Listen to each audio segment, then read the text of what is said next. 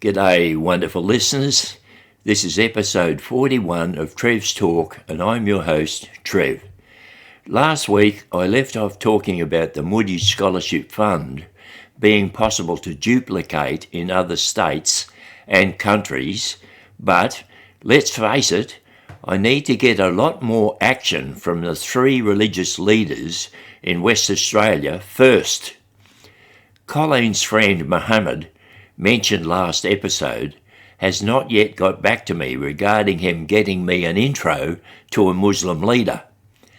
I'm hoping Mohammed will turn out to be a real help and get me some action concerning Muslim leaders. But I must be patient and give him some time. All this waiting on other people to help me meet a Muslim leader I want to meet is starting to wear me down a bit, to be honest. I've tried Senator Fatima, Medina of the Mosque, and now Colleen's friend Mohammed, all to no effect so far. This makes me wonder, is the spiritual world holding me up until other things are in place for getting the big publicity needed to fully activate the Medjwater? After emailing the ABC with a media release for my story of discrimination by CASA, which I mentioned last week, I got to thinking I should send the media release on the CASA discrimination to other TV channels. So I did just that. I sent the media release in to A Current Affair on Channel 9. Now I must sit quietly for a couple of weeks and see if I get any nibbles from the ABC or Channel 9. So far, in my media releases to TV channels, I've concentrated on the story of discrimination by CASA. I haven't promoted the Medjugorje element so far. I wonder if the spiritual world will work things around so Medjugorje gets a mention in all this, because as I explained in episode 3, big publicity will bring on the full empowerment of the Medjwater, and I really look forward to that. In episode 40, I mentioned me visiting a chapel at my church and sitting before the exposed Eucharist, Holy Communion host, and talking to Jesus about what is going on in my life at present. This procedure is called adoration by the church, and the church promotes it to the people and wants it to be part of everybody's spiritual life.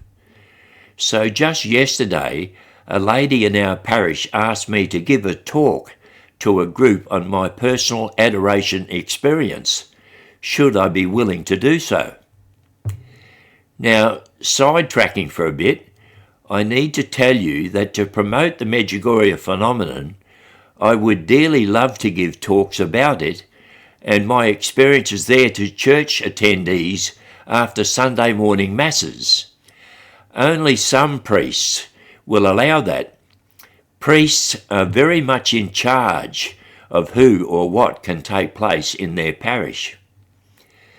A few months ago, I did say to our local priest that I could be available to give a testimony on Medjugorje after the morning tea that follows Sunday Mass, and he said he would keep it in mind. That was a non-committal answer, and I did not press it further at the time. So going back now to the lady asking me to give a talk about my personal experience of adoration in the chapel, just let me say I agreed to do it pretty quickly, as I knew our priest was enthusiastic about getting more parishioners doing adoration, and if I gave a good talk about the benefits of adoration, it might help my standing with the priest, and I might be able to include in my adoration talk some mention of Medjugorje, my amazing experiences there, and the fact that I have a book published describing those amazing experiences. I thought there might be an opportunity after the adoration talk to mix with the audience and the priest to further discuss Medjugorje and raise again with the priest the possibility of giving a testimony on my amazing experiences there at the morning tea after a Sunday Mass. So when I prepared the adoration talk, I slipped in a Medjugorje mention and that I had a book available, hoping that when we all milled around chatting after the talk, I might get a nibble of interest from the priest and possibly permission to do a Sunday testimony. But my hopes were dashed, because immediately after my adoration talk, the group was dispersed and there was no milling around chatting. I did not get a chance to find out if the priest had his curiosity pricked about my book or about my amazing experiences at Medjugorje. So, there you go. Once again, my hopes dashed. However, a bit later, when I was leaving to go home, I had to walk past one of the ladies that listened to my adoration talk, and she spoke out to me as I passed by her and said, "That was a lovely talk you just gave us." Wow, that perked me up. Maybe I had influenced someone to take up adoration, and that would be a good thing. That was certainly encouragement to give an adoration talk again if an opportunity should arise. There is a point about my podcasting I should bring to your attention, wonderful listeners. I do the transcript for the weekly podcast a week and a half before the actual publishing day. So what I report to you on a podcast has taken place a week and a bit before that podcast.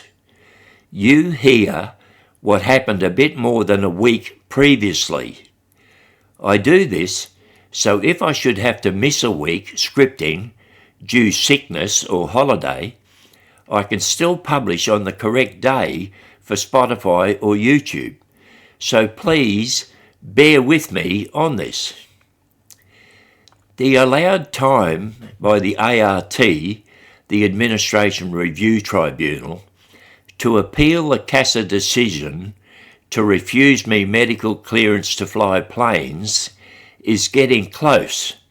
So this morning, I logged into their online appeal website and filled out my official claim of being discriminated against by being refused on historical mental issue grounds, even when their regulation had wording in it that could allow the granting of a medical clearance if the regulator should so decide, because they could see some evidence that I was safe to fly, citing my doctor's certification that I was safe to fly planes, for instance.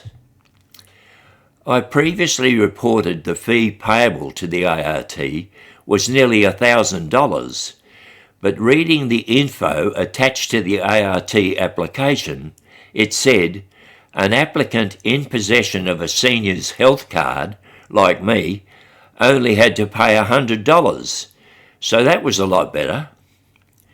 I will not be surprised in any way whatsoever if the ART reject my appeal to reverse CASA's decision to refuse medical clearance. That will leave me in a situation of still not being cleared to fly planes. So I believe I will still be grounded. I believe I will have to take the next option of lodging a claim of discrimination by CASA with the Equal Opportunities Commission, the EOC. I feel the spiritual world wants me to go all the way to the EOC, as it will make a more compelling case for media coverage. I wonder if you agree that exhausting 3 appeals to CASA, then an appeal to the ART, and finally an appeal to the EOC to rule CASA discriminatory deserves a win.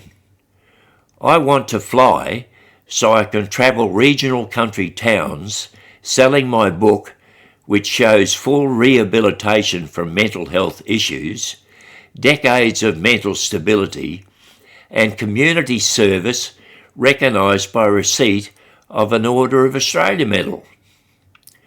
I am a walking, talking example of a person qualified to give talks on or advocate for people suffering stigma or alarmist attitudes regarding mental health.